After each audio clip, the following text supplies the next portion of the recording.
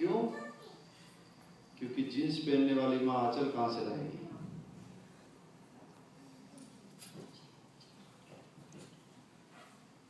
Jeans पहनने वाली माँ आंचल कहां से लाएगी? तो अगर माताएं अपना धर्म छोड़ती है तो निसंदेह मान के चलो कि सनातन संस्कृति को दोबारा उभारने वाला कोई जन्म नहीं ले सकता। अनेकों देश के जब बहुत अच्छे प्रवक्ता, बहुत अच्छे ज्ञानी एकत्रित होते हैं ना, तो एक ही चर्चा उनके विषय में होती है कि जितने जन्म होते हैं भारत में क्यों होते हैं, हमारे देशों में क्यों नहीं होते? सबसे पहला प्रश्न उनका यही होता है। राम भी भारत में हुए, कृष्ण भी भारत में हुए, विवेकानंद भी भारत में हुए, महात्मा गांधी भारत में हुए, तो भारत में ही क्यों जन्म लेते हैं? या भारतीय संस्कृति में ही क्यों जन्म लेते हैं, हमारे यहाँ पे क्यों नहीं लेते?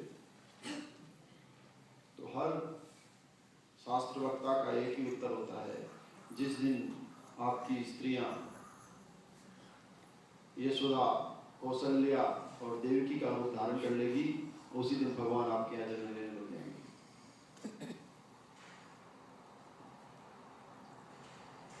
एक बार 2001 के कुंभ की बात है कि यहाँ विदेश की मीडिया ने भारतीय सनातन जो पद्धति है उसके महात्मा कैसे बनते हैं, क्यों बनते हैं, उसके ऊपर एक डॉक्यूमेंट्री बनाई और उनके हाथ में मैं आ गया।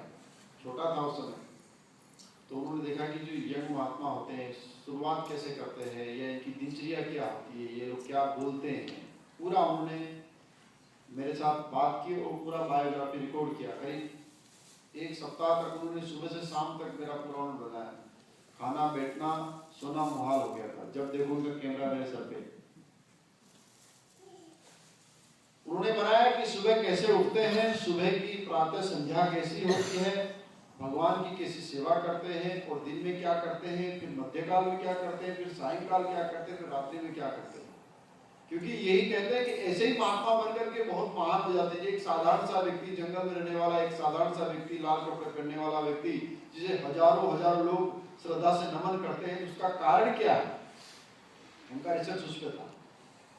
उन्होंने अंतिम में मुझे प्रश्न पूछा कि आप हमें ये बताएं कि आपके और हमारे यहाँ पे अंतर कुछ नहीं है, जो दो हाथ आपके पास है, दो हाथ हमारे पास है, जो आप खाते हैं वही हम खाते हैं, लेकिन ऐसा क्या कारण है कि इतना गरीब देश होने के बावजूद भी भारत में इतनी गरीबी है, इतनी अशिक्षा है, इतना दुख है।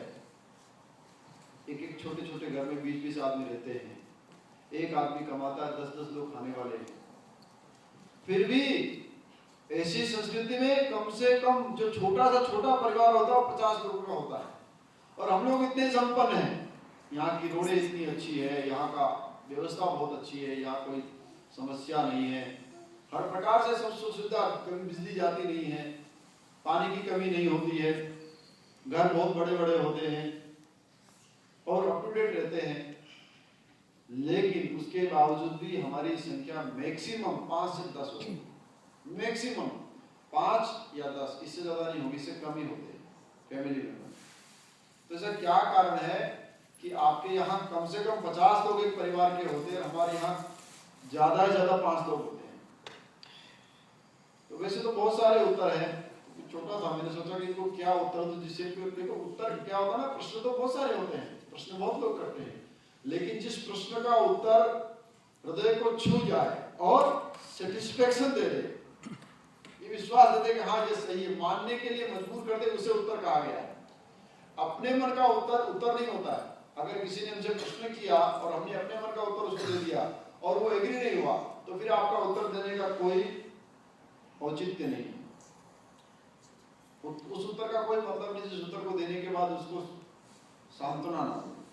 मैंने बहुत चिंतन करने के बाद एक ही बात मेरे मन में आई, मैंने कहा आपके यहाँ हमारे में और कोई अंतर नहीं है, आपके यहाँ हमारे में सिर्फ एक अंतर है। क्या? कि आपके यहाँ मोम होती है और हमारे यहाँ माँ होती है। आपकी मोम जब हल्की सी आंच लगती है ना तो पिघल करके दूसरी जगह जाके जम जाती है, और हमारी माँ हजारों दुखों को सहने के बाद भी वो अपने बच्चे को सींचती, संस्कारवान बनाती और बड़ा करती, और उसके बदले में उसे कुछ चाहती नहीं है, जब तक जी थी तब एक ही कामना करते कि मेरा बच्चा जहाँ रहे कुशल रहे। दूसरी सबसे बड़ी बात, वो माँ जो है ना, सिर्फ माँ ही नहीं होती है, वो माँ किसी की बहन, किसी की बेटी, किसी की मौसी, किसी की चाची, किसी की बुआ, किसी की दादी, किसी की नानी। इसलिए हम 50 लोग न चाहते हुए उस एक औरत के आगे पीछे घूमते रहते हैं। इसीलिए हम कम से कम 50 लोगों का परिवार हमारा है। आप कल्पना करो कि उन लोगों की आंखों से आंसू आ गए कि ऐसे परिवार में हमारा जन्म क्यों नहीं। जहाँ एक स्त्री के प्रति इतनी आस्था, इतनी श्रद्धा, इतना विश्वास है। हमारी संस्कृति में कहा जाता है, हमारे इतिहास का जो वास्तविक सार है ना, वो कहा जाता है कि एक बच्चा जब थक हार के काम करके आता है ना, तो सबसे पहले उसकी बहन मिलती है। बारिश में भीग करके आया तो बोला, मूर्ख आदमी छाता नहीं ले जा सकता था।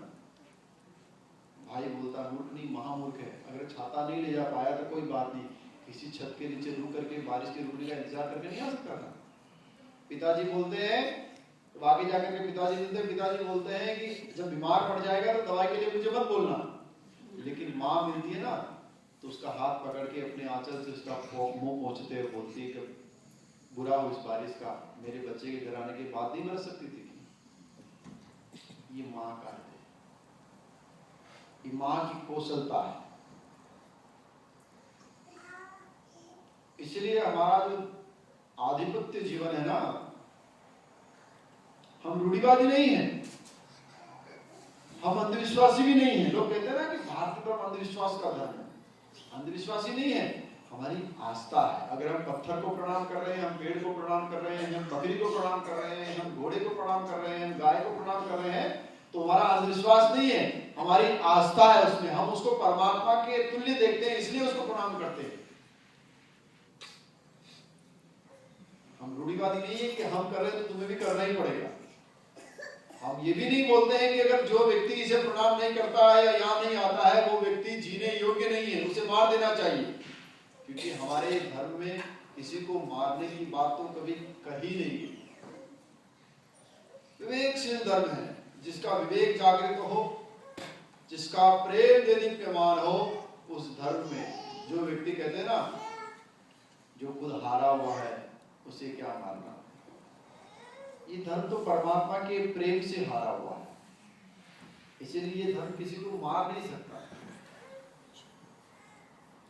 है ना। ये धर्म कैसा है? ये परमात्मा के प्रेम में हारा हुआ धर्म है। और जो व्यक्ति प्रेम परमात्मा के प्रेम में हार नहीं सकता, वही किसी को मार सकता है। जो हार जाता है वो किसी को मारने योग्य नहीं बचता। हम हार करके जीत का जश्न मनाने वाले लोग हैं। मीरा ने किसी से पूछा कि मीरा, तूने इतने कष्ट सहन किए, इतने दुख सहले, लेकिन तुझे क्या मिला?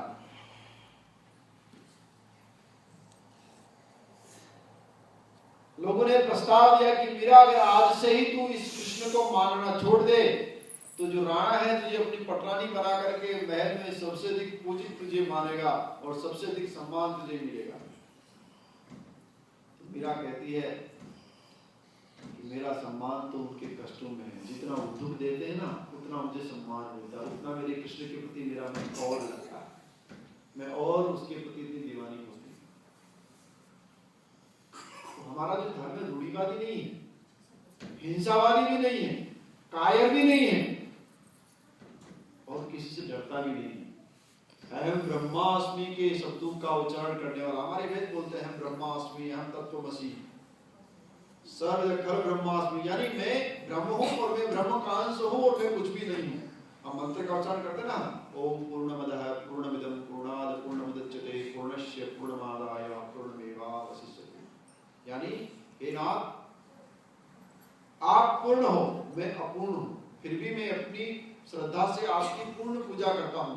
आप उसको एक्सेप्ट करो या ना करो, फिर भी मैं आपके चरणों में नतमस्तक होकर अपने आप को रखता हूँ।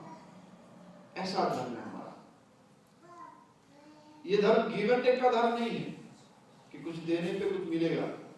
यहाँ इसका नाम देना ही देना कहा गया, लेना शब्द ही नहीं कहा गया। और जहां लेना शब्द आ जाए, जब व्यक्ति स्वार्थी भाव से भगवान को भजने लगे ना, तो वो धार्मिक नहीं हो सकता, वो व्यापारी हो सकता है। और धर्म में व्यापार करने वाले व्यक्ति हमेशा घाटे में रहते हैं। जो व्यक्ति धर्म में व्यापार करता है वो हमेशा घाटे में रहता है। और हम प्रारब्ध क्यों मानने वाले हैं? हम सोचते हैं कि कुछ भी बदल सकता है, कुछ भी हो सकता है दुनिया में। अगर वो ईश्वर चाहे तो कुछ भी संभव है। सकल पदार्थ, गोस्वामी जी कहते हैं, सकल पदार्थ है जग माही, कर्महीन नर पावत नाही। कर्महीन नर पावत नाही। जो कर्महीन है वो कभी नहीं पा सकता, लेकिन जो कर्म करता है वो सदैव पा सकता है। वो किसी भी वस्तु को पा सकता है। इसका नाम सनातन धर्म है। गोस्वामी जी ने इतने बड़े ग्रंथ को लिखा, लेकिन उनको हनुमान जी के दर्शन भी नहीं हुए। तो आज जानते हैं कि हनुमान जी के दर्शन गोस्वामी जी को कैसे हुए। हनुमान जी महाराज बहुत दयालु, बड़े विनम्र हृदय के, कभी अपने आप को परमात्मा के रूप में पूजित होना देखना ही नहीं चाहते। वो कहते हैं कि मैं तो राम का नहीं, राम के दास का भी दास हूं। दासाम दास मम नाम रामदास। दासों का भी दास, जो भगवान का एकमात्र एक बार जो राम का उच्चारण करे उसका भी मैं दास हूं, उसका नाम हनुमान है। ऐसे हनुमान जी महाराज की दर्शन की इच्छा से गोस्वामी जी वृद्ध हो गए और अनेकों ग्रंथों को लिखा। उसके बावजूद भी गोस्वामी जी को हनुमान जी के दर्शन नहीं हुए। गोस्वामी जी कौन थे? कभी इस बात को जाना है गोस्वामी जी कौन थे? गोस्वामी तुलसीदास जी महाराज का जब जन्म हुआ ना, प्रारब्ध बोलते थे इसको, जब जन्म हुआ तो मां मर गई, कुछ ही दिनों में पिता मर गए। जब मां मर गई और हुए तो इतने बड़े, इतना बड़ा उनका सर और बड़े बड़े हाथ पांव, खूब मोटे, पेट निकला बचपन से ही।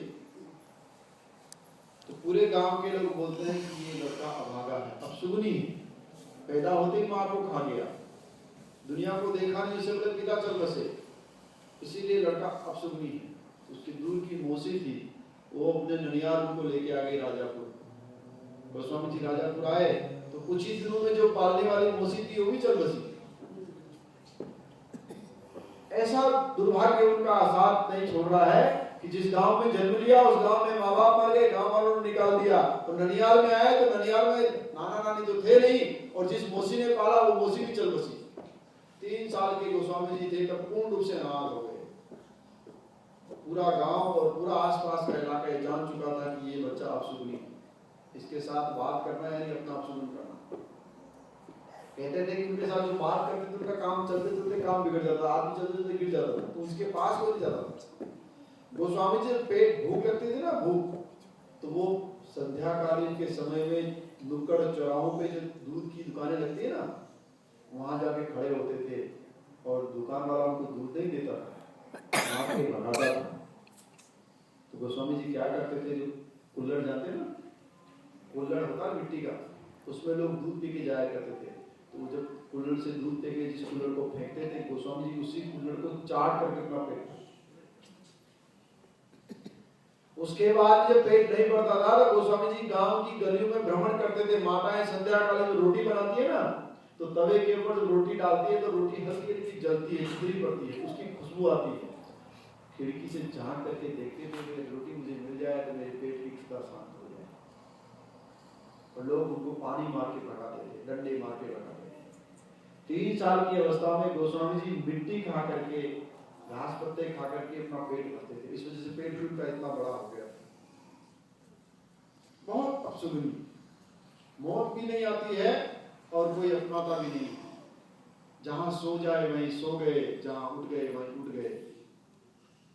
ऐसा गोस्वामी जी का जीवन।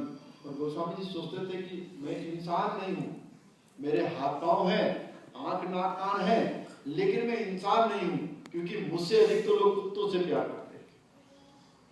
कुत्ते को भी लोग रोटी डालते हैं, गाय को भी रोटी डालते हैं, लेकिन मुझे तो कोई पानी भी नहीं पिलाता। इतना कष्टकारी जीवन गोस्वामी जी का। और परमात्मा ने। देखो इसे कहते हैं इसीलिए माना जाता है आजकल